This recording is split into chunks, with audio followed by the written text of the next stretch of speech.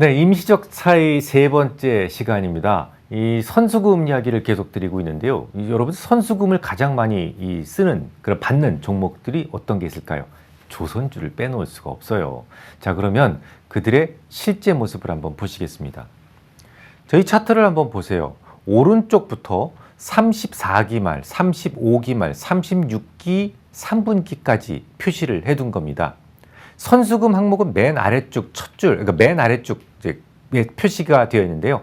2008년도 12월 31일, 그러니까 35기 말 선수금으로 받은 게 얼마입니까? 가운데 8조 6,319억 원으로 되어 있죠. 그러면 이 회사는 2008년도에 추가된 선수금만큼 이미 세금은 다 냈을 거예요. 지난 시간에 다 가르쳐 드렸죠. 선수금 받아도 세금을 낸다라는 거예요. 항상 캐시 위주니까요. 자, 이듬해는 어떤 문제가 생길까요? 세금을 안 내도 되는 권리, 디폴트 텍스 에셋이라고 하는 DTA라고 하는 계정이 새롭게 만들어졌을 거예요. 엄청나게 많이.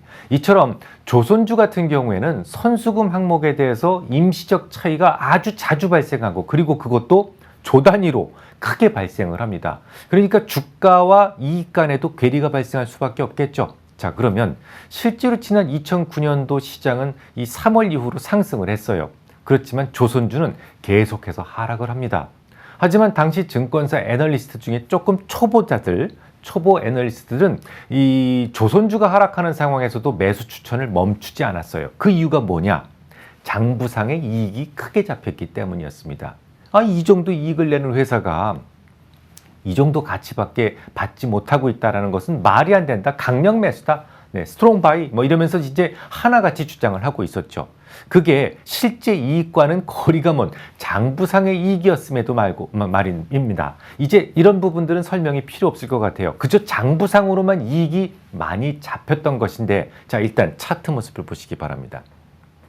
자, 이거 주봉으로 표시된 거거든요. 주봉입니다. 위가 삼성중공업이고 아래는 종합주가지수예요. 결과만 딱 보세요. 애널리스트의 생각은 분명히 틀렸습니다. 주식시장은 올라가고 있지만 조선주는 계속 빠지고 있어요. 물론 애널리스트가 말했던 것, 그러니까 이익 전망이라든지 매출 전망 다 맞았어요.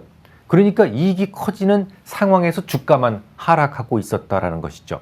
당장 한번 입증해 보도록 하겠습니다. 맨 윗줄 보세요. 주당 순이익이 엄청난 속도로 늘어나고 있죠. 자, 그럼 이번엔 맨 아랫줄을 보십시오. PER이 표시가 되고 있는데 장부상의 이익은 증가하는데 주가는 계속 떨어지니까 어때요? PER은 어닝 레이쇼지 않습니까? 프라이스 어닝 레이쇼 8배수까지 떨어지고 있습니다. 주가가 좀 저평가되고 있다는 거예요. 자, PER이 8배수에 불과하니까, 혹은 뭐 이익이 지금 빠르게 증가하고 있으니까 매수하세요. 강력 매수입니다라는 이야기가 나올 수밖에 없었던 거죠. 2009년도 매우 흔하게 볼 수 있는 보고서들이 바로 이런 내용이었는데, 만약 그 말을 따라서 여러분들이 매수를 했더라면 매우 큰 소외감을 느끼셨을 겁니다. 이처럼 강하게 이익이 늘어도 주가가 하락하는 경우는 무척 많은 편이에요. 그래서 회계적 지식이 없는 개인 투자자들이 단지 PER이든지 뭐 이익 지표만 보고, 혹은 영업이익 무슨 뭐 이런 같은 로 데이터만 보고 투자하지 마시라라는 말씀을 드렸던 겁니다. 자, 그러면 왜 저런 모습이 나타나게 되었는지를 다시 간단하게 설명드리죠. 우선 이 부분을 살펴보면 선수금에 대해서 세금을 다 뗐죠. 이미 내버렸죠. 그것들이 DTA로 이미 잡혔을 겁니다. 이것도 에셋이에요. 자산입니다. 세금을 덜 내도 되는 권리, 이런 상황이 이듬해에 만들어진 거예요. 자, 세금을 덜 낸다는 건 뭘 의미합니까? 세금도 비용이죠. 그죠? 그러니까 비용이 감소했다라는 거예요. 전체 매출에서 비용을 제외한 것이 이익인데, 이 비용이 감소했다는 것은 이익이 커질 수밖에 없습니다. 이건 근데 실제 이익이 아니고 장부상의 이익이에요. 장부상의 이익이 늘어날 수밖에 없었다라는 겁니다. 하지만 당시 실질적으로 2009년도까지 조선업종들의 신규 수주는 점차 말라가고 있었어요. 그러니까 이 차트를 보시면 주당 매출도 2009년도까지 꾸준히 늘어나는 것을 볼 수 있는데, 그럼 이건 어떻게 설명을 할 수 있을까요? 국제회계 기준에서는 선수금을 받았다고 해서 매출을 인식시킬 수 없었다라고 말씀드렸죠. 재화나 서비스가 제공돼야만 그게 매출인데, 선박을 인도하기 전에 선주로부터 미리 받은 현금, 선수금은 오로지 부채로만 인식될 뿐이에요. 국제회계 기준에서는. 하지만 당시에 우리나라의 회계 기준은 달랐습니다. 매출을 분산해 줬어요. 즉 배를 만드는 과정에서 받은 돈들은 배 공정에 맞춰서 매출로 인식시켰었죠. 그러니까 뭐 이런 예처럼 누적된 수주량에 맞춰서 대충 선수금 등을 분산해서 매출로 인식을 시켰던 겁니다.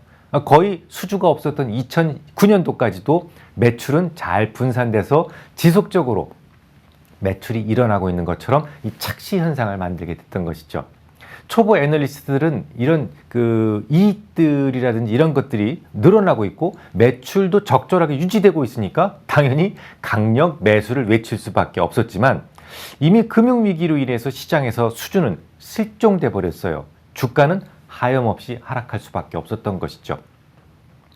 물론 최근에는 우리나라도 국제회계 기준을 쓰게 되면서 많은 부분이 수정이 되었어요. 하지만 여전히 조선업종의 매출과 이익은 그해 몇 척의 배를 선주들에게 인도해 주었느냐에 따라서 변동성이 커질 수밖에 없습니다. 또한 이로 인한 이익의 변동성 역시 들쭉날쭉 커질 수밖에 없어요. 그래서 특히 조선주 같은 경우에는 뭐 매출이라든지 이익 지표만 가지고 주가의 상승과 하락을 판단해서는 안 된다라는 것이죠.